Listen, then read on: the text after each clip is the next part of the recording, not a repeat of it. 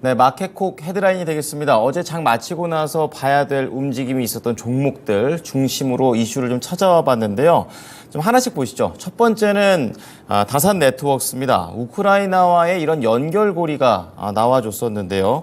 우크라이나의 친환경 에너지 도입을 도울 것으로 지금 보입니다. 다산 네트워크스가 최근에 우크라이나 에너지부 산하에 있는 에너지 효율성 및 에너지 절약 국가기관과 에너지 효율과 녹색 에너지 분야의 협력을 목적으로 하는 양해각서를 체결했다고 어제 밝혔습니다. 사측에서는 이번 MOU에 대해서 에너지 효율화와 탈탄소화 그리고 대체 에너지 분야의 혁신적인 프로젝트 시행을 위한 것이다 라고 얘기를 하면서 국제금융기구에서 필요한 자금 유치를 상호 협력할 계획이라고 전했습니다. 다산 네트워크스는 또 우크라이나에다가 디지털 전환부 담당자도 만나면서 국내 기술로 우크라이나 수도에 5G 시범 구간 설치에 대한 논의를 시작했다고도 전했는데요. 이것과 관련해서도 우크라이나에서 사업을 확대하는데 중요한 계기가 될 것이다 라고 얘기를 했습니다. 자, 이것과 관련해서 다산 네트워크스와 관련된 종목들 전반적인 움직임세가 간밤에 좀 나와졌었는데요. 약간은 좀 엇갈려 있는 모습이죠. 네트워크스는 좀 오르는 모습이고 솔루에타는 하락을 하고 있습니다. 하지만 시간 외에서는 강한 상승세가 나오고 있다는 점 체크해 보시기 바랍니다. 네, 다음은 항공과 관련된 내용입니다. 한국공항공사가 어제 중국 단체 여행 계획을 유치하기 위해서 긴급 대책회의를 열었다고 합니다.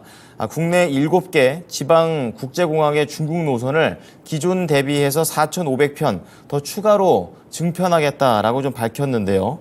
공사에서는 중국 정부가 10일 날 한국 단체 여행을 허용을 함에 따라서 중국의 관광객을 늘리기 위해 이 같은 긴급 대책을 마련했다라고 설명을 했습니다. 올해 상반기 7개 지방 공항으로 입국을 한 중국인 관광객의 숫자는 12만 5천 명 정도 되는데요. 코로나 팬데믹 이전인 2019년 대비해서 한 18% 이상 늘기는 했습니다. 하지만 이번에 긴급 대책 회의를 통해서 하반기에는 72만 명 정도가 찾을 것이다. 굉장히 많은 숫자가 늘어날 것으로 공사 측에서는 기대를 했습니다. 관련해서 어제 LCC와 관련된 종목들을 전반적으로 좀 모아왔었는데요. 아직까지 분위기가 그닥 좋지는 않습니다. 중국에서는 우선은 단체 여행객에 대한 얘기가 나오면서 단기적으로 상승세를 보였지만 결국 긴 관점에서는 다시 좀 밀리고 있는 그런 상황입니다.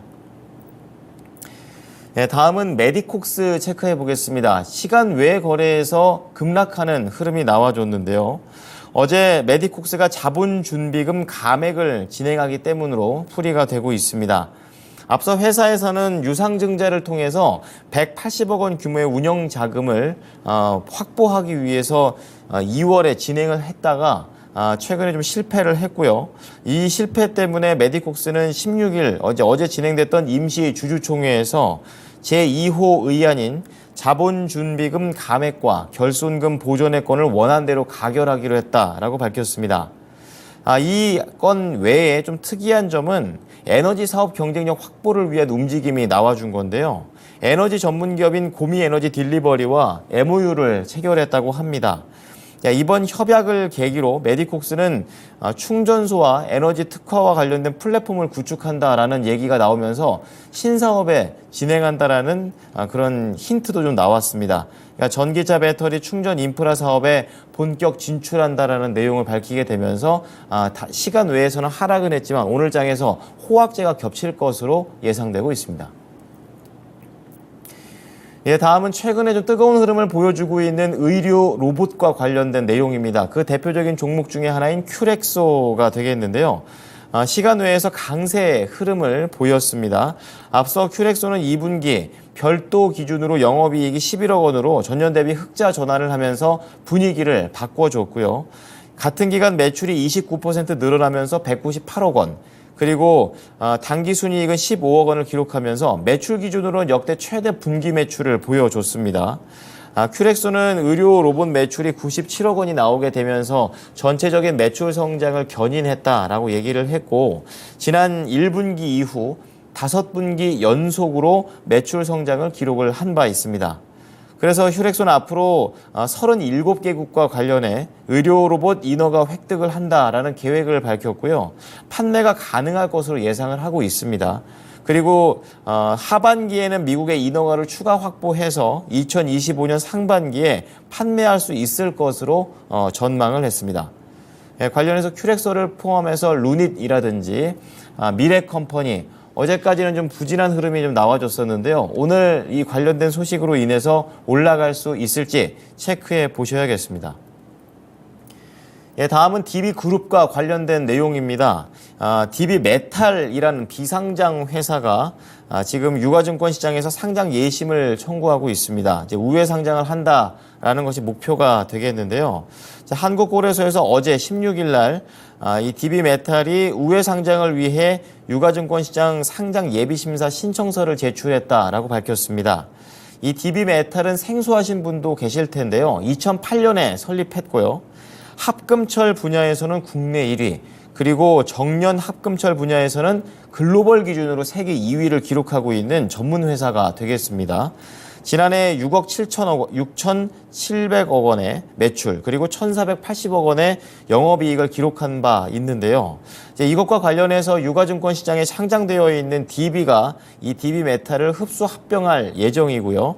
이 DB메탈의 흡수 합병 비율은 자본시장법 법안에 따라서 1대 0.3대 1대 0.3으로 좀 맞춰져 있고 12월 말에 임시주총에서 안건으로 올릴 예정입니다. 이것과 관련해 DB 측에서는 합병을 통해서 1조 원대의 규모로 다시 한번 회사가 리빌딩 된다라고 기대를 표해줬고요. 시너지와 경영 효율성을 더 높일 수 있다라고 얘기를 했습니다. 마지막으로 에이프로젠 그룹주 다시 한번 상승세가 예상되고 있습니다. 어제 간밤의 움직임이 상당히 좋았는데요. 현재 에이프로젠 기준으로 보게 되면은 단기 급등이 나오게 되면서 투자 경고 종목으로 지정되어 있습니다. 근데 이제 간밤에 시장 경쟁력이 부각되면서 다시 올라갔고요. 에이프로젠은 이 투자 경고가 있기 전에 에이프로젠이 수십억 달러 규모의 대식세포 면역관문 항암 시장에서 강력한 경쟁력을 확보하게 됐다라는 내용에 따라 급등한 바 있습니다. 당시 회사 관계자는 회사에서 개발했던 이중항체가 미국의 대표 회사인 길리어드 사이언스가 개발하고 있는 매그롤리맙 보다는 훨씬 더 적혈구 세포를 구분하는 능력이 1000배 정도 강력하고 이로 인해서 매그놀리맙의 각 단점이 되고 있는 혈액 독성까지도 매우 낮다라는 긍정적인 얘기를 한 바 있는데요. 이러한 부분들을 포함해서 다시 한번 제약바이오 쪽에 바람이 불어줄지 한번 지켜보셔야 되겠습니다. 지금까지 마켓콧 헤드라인이었습니다.